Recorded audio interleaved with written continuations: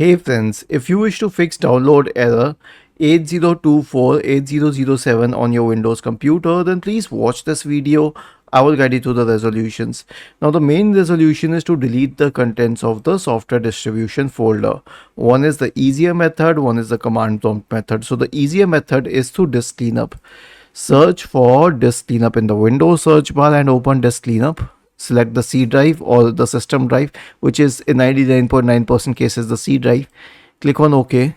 Click on clean up system files. Click on OK once again, and you'll notice under scanning it reads Windows Update Cleanup, which means it will clear the contents of the software distribution folder.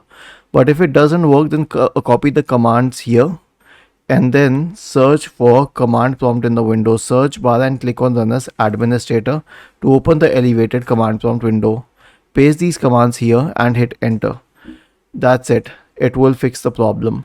Was this helpful? If yes, then please subscribe to the channel, and if not, then let us know in the comment section of this video on how we could help you further.